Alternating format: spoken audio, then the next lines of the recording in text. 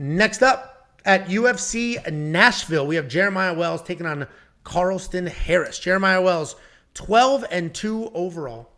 5-0 in his last 5. He's coming off that split decision win over Matt Semmelsberger where he was dropped twice, but he still gutted it out and got himself 6 takedowns. He's taking on Carlston Harris, 18-5 overall, 4-1 in his last 5. He's coming off that control-heavy win over Jared Gooden. Jeremiah Wells, he's still undefeated in the UFC, not in his career, but in the UFC, he's still undefeated. He's got 3 stoppage wins.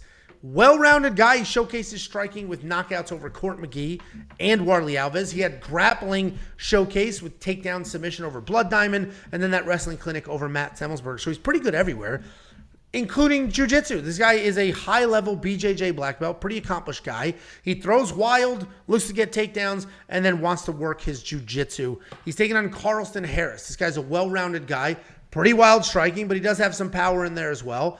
He's a very slick, opportunistic grappler, so he's not as methodical as Jeremiah Wells is, but he will catch you in a scramble. He'll look to scoop something up. He's going to grab some standing darces, head and arm chokes, things like that. His wrestling is also solid. He doesn't really have traditional takedowns, but he'll clinch you up, he'll drag you, he'll pull you over his knee and get you to the ground. These guys are very similar. It's like the same guy. They're basically the same age. They have the same power in their hands, the same jiu-jitsu skills, the same wrestling. They're basically the same guy. I would say Carlston Harris has probably got the edge in striking, a little faster, a little sharper. Jeremiah's got the edge in grappling, better wrestling, real takedowns, not just trips. I'm going to lean that way. Jeremiah showed us how freaking tough he is, getting dropped twice by Matt Semmelsberger. The win doesn't hold up quite as well as it did, but still, that guy's got huge, huge power. So I think Jeremiah is going to withstand whatever happens on the feet, get some takedowns going, and get the takedown. I mean, he is 37 years old. His chin is a mess, and Charles is dangerous. So no bet here whatsoever, but I do think Jeremiah is going to get it done. What do you think, Jakey boy? Yeah, I mean, you mentioning that they are basically the same person is exactly right. I will say, I mean, both these guys are grapplers that think that they're strikers. I mean, they both come in there and they both try to knock their opponents out. Carlston, I disagree when you say he's the better striker. I mean, he is just so loopy with his strikes, and there's no real speed behind him either that I see. Jeremiah is definitely the more explosive guy. He definitely can get from A to B with his punches a lot faster. He probably is the better grappler. I think Carlston's probably the better wrestler, but I'm biased in this. I mean, don't listen to me in this breakdown. Everyone knows that the Renzo Gracie Philly team is complete frauds in my mind. So I am picking Carlston Harris because I've seen Jeremiah getting dropped in his last fights. He will take chances. He will put himself out there. Carlston can hit hard if he hits people. I think he's got the wrestling advantage, but he doesn't have the grappling advantage. But, I mean, this is just a complete biased pick. I understand that these guys are evenly matched. Jeremiah probably is the better grappler. It could come down to the grappling, but I'm picking Carlston here just because I can never pick the Renzo Gracie Philly team ever again. Yeah, you definitely are not a huge fan of that team. And you went from your favorite fighter of all time, or second favorite, behind who's your favorite? Old guy. True OG. What? From Albuquerque. Your favorite fighter of all time. My brain is not firing at all. Ryan Hall? No, Cub Swanson. Cub's your favorite. Cub's not your favorite fighter of all time? He's like an OG fighter, I guess. But yeah. Well, anyway, you went from...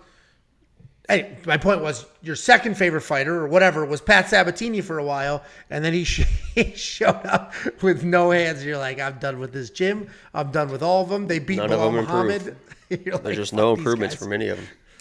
Not in the striking, at least. Obviously, they're grappling. They're all good grapplers. Yeah. And honestly, going into this card, I've said it for a long time that I could not wait to fade. When Jeremiah ended up winning that fight versus Semi, I could not. I was so excited that he won because I knew that I was going to fade him in his next fight. I didn't care who he fought. But this is a good matchup for Jeremiah. If I'm putting my bias aside, I mean, this is a good matchup for Jeremiah because he should have the grappling advantage and he can match him in the power too. I just worry about his chin. So I'm going with Carlston though. I mean, Carlston was going to be my lock of the week.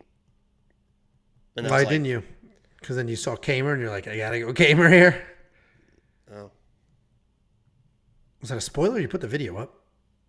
Well, people watch the videos. What are you talking about? The videos. There's probably people in here that haven't watched the video that would have got real All excited. right, I didn't realize it was a spoiler. Well, you already put it out there. Jeez, boy, I'm just missing all day. You going to spend the 85? Well, no, you're on the Harris. We got bias. It's probably a tough question for you to answer. You going to touch DraftKings in this with your bias or no? I might think about putting Jeremiah in, honestly. I think Yeah, it's a piece of value. Because what I do like about him is he will wrestle. Where Carlston Harris will get caught up in a striking match for no reason, where Jeremiah won't. He'll bomb, and then he's like, yeah, I'm going to start wrestling here. So No, he won't. He'll just continue to bomb. The only reason he started wrestling versus Semi is because he was on his knees about to die because he got dropped. That guy just wants to, and the only reason he was wrestling Blood Diamond is because he fucking just tripped and fell down. Blood Diamond grabbed him. That guy just wants to throw bombs. That's why I can't stand. I think I like him because he throws bombs early, and if he connects, great. If he doesn't, then he'll transition. He basically it's like their game plan is 1 round. I'll give you 1 round to see what your hands can do. After that, you start wrestling. Well, anyway, I agree with you though. $8,500 is probably solid value in DraftKings. Couple of takedowns, a little bit of control time, and all of a sudden he scored more than 85 points, which is what you want to get out of that price point. We on Picks.com. Become a premium member. Unlock everything you could ever imagine, including the line movement tracker, the DraftKings optimizer, detailed data metrics, analytics, and everything else. And remember too, Shavkat tried to take Carlston down and couldn't take him down. He does have good. Where is it?